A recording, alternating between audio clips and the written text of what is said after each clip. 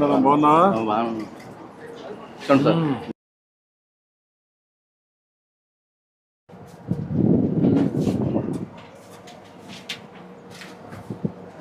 మొత్తం షాపు రేకులు బట్టి ఎన్నేళ్ళు చేస్తున్నా ఇది 37 సంవత్సరాలు పెట్టండి. ఇక్కడే చేస్తున్నా. నాకు ఇదే జీవనం. ఫస్ట్ షెడ్ బెంకట్ పెట్టామండి, అక్కడ తీసాం, మళ్ళీ చివరి పెట్టుకున్నాం, మళ్ళీ లాస్ట్లో వచ్చాం బాబు. ఉదయం వచ్చేసి మళ్ళీ మధ్యాహ్నం లంచ్కి పోతావా? 6 వస్తానండి. 6 వచ్చేసి 2 వరకు ఉంటా. 2 నుంచి మళ్ళీ 3:30 వరకే ఉంటా. 3:30 నుంచి రాత్రి 9:30 అవుద్ది. ఇక అట్లా కూర్చుంటామే కాపలా కాసి. ఎవరు వస్తే వాళ్ళు అంతే. ఎంతమంది వస్తారు? ఒకసారి 7 వస్తారు, ఒకసారి 8 మంది వస్తారు, ఒకసారి 10 మంది వస్తారు.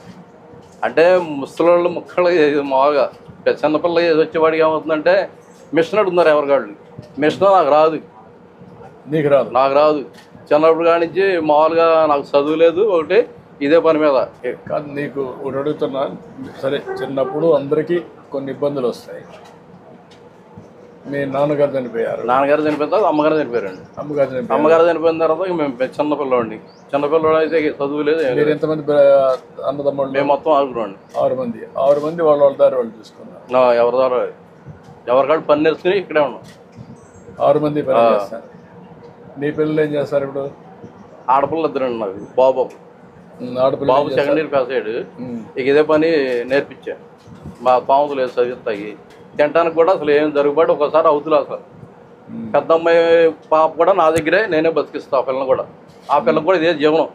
ఇక జీవనం ఏం లేదు. పెద్ద అమ్మాయి చనిపోయింది. ఆ పిల్లని ఇక మేమే తీస్తే మా దగ్గరే వదిలేశారు. ఇక పెద్ద అమ్మాయి చనిపోయింది కాబట్టి కూతురు మీద మా దగ్గరే ఉండదు. ఒకే అమ్మాయికి పాపకి ఒక అమ్మాయి. కొడుక్కి పెళ్లి కలదు? ఇంకా పెళ్ళి కలదండి. బాబు ఇక్కడే ఉన్నాడు వెనకాల. ఇప్పుడు నీకు ప్రభుత్వ పరంగా ఏమి ఇస్తున్నారు? బీసీ కార్పొరేషన్ లోన్ పెట్టాను మొన్న. ఇప్పుడు పెట్టావా? మొన్న పెట్టావా? అంతేనండి. అయితే సోటు మట్టి మా సెంటు భూమి ఉంది బాబు గారు. మీరు ఎట్టబడ్డా ఏదో కూడా లైన్ చేయాలి. కాదు, నువ్వు బాగుపడాలంటే ఏం చేయాలి చెప్పు? ఏం చేస్తే మీ అబ్బాయి కూడా పెట్టా? అబ్బాయిని అనమాట. మీ అబ్బాయిని కూడా రమ్మనండి. వీళ్ళ అబ్బాయిని రమ్మనండి. రా, రండి ఇద్దరు. ఇప్పుడు మీరిద్దరు నువ్వు కూడా ఈ పని చేస్తావా? ఈ షాప్లోనైనా పక్కన ఎక్కడ పని చేస్తావా? వేరే షాప్ అక్కడ పని చేస్తావా? వేరే చాట్ పెట్టుకున్నా. నువ్వు పెట్టుకున్నావా? ఇక్కడే చేసేవాడిని. వేరే చాట్ పెట్టుకున్నా. అంటే ఓల్డ్ నో జనరేషన్ వచ్చింది కదా సార్, అందుకని ఇది ఓల్డ్ అయిపోయింది. ఇప్పుడు నువ్వు న్యూ జనరేషన్లో చేయగలుగుతున్నావా? అక్కడ ఎంతమంది వస్తారు నీకు? రోజుకు 10 మెంబర్స్ నుంచి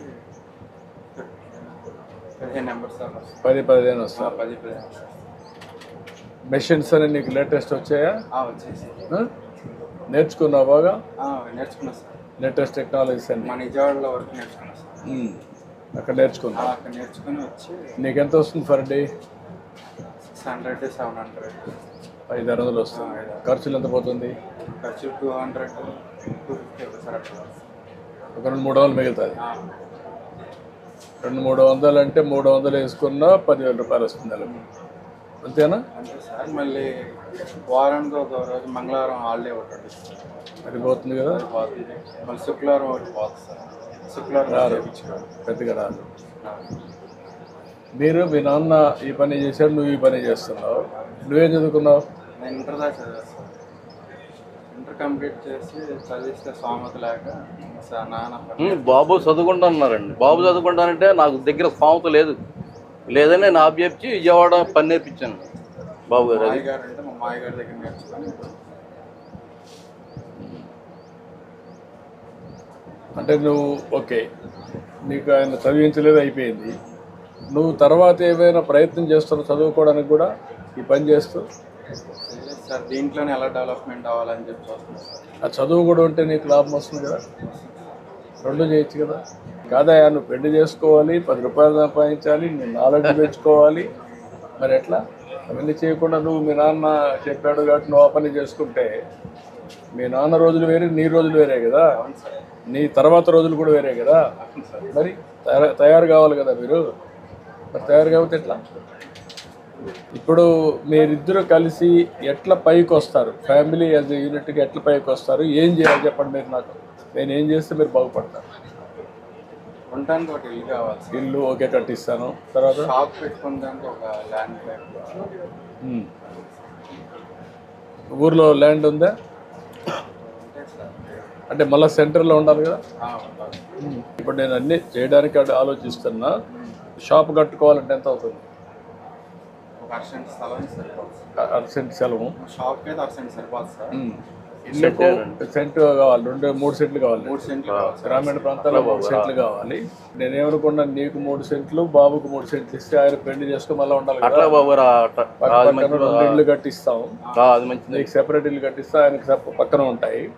ఇద్దరు కూడా ఇక్కడ ఉంటారు, ఒకరినొకరు చూసుకుంటారు. ఒక సెంట్లో తీసుకొని ఒక షాప్, మంచి షాప్ పెడతాం. ఇద్దరు కలిసి దాన్ని డెవలప్ చేస్తారు. అది వర్కౌట్ చేస్తాను నేను. అట్లా చేయండి బాబు గారు.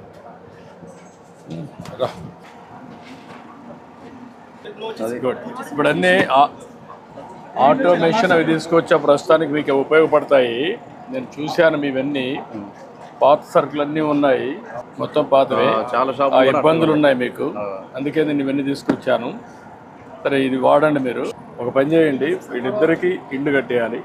3 సెంట్లు ఇది ఇచ్చేసి, అదే సమయంలో ఒక షాప్ ఒకటి వీళ్ళకి కట్టేయాలి.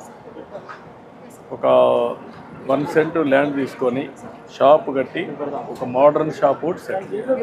ఎంత అవుతుంది ఎస్టిమేట్స్ తయారు చేయండి. 6 మంత్స్లో కట్టగలుగుతారా? 2 ఇండ్లు, షాపు, దానికి ఏం కావాలన్నా మోడర్న్ షాప్ కట్టి యూ క్యాన్ హ్యాండ్ ఓవర్. ఇప్పుడు మీ మిస్సెస్ బాగాలేదా? బాగాలేదండి. ఇప్పుడు కాలు చేయి కొంచెం శాంతం పడిపోయింది. నేనే అన్నం కూడా ఉండాలి. ఫిజికల్ హ్యాండిక్యాప్ ఇచ్చేది అమ్మాయికి, ఆయన వైఫ్. సదరన్ ఏర్పాటు చేసి మీరు ఇప్పించేసేయండి, చేయండి. ఇమీడియట్గా ఒక 2 లక్షల రూపాయలు డబ్బులు కూడా ఉండాలి. Thank you.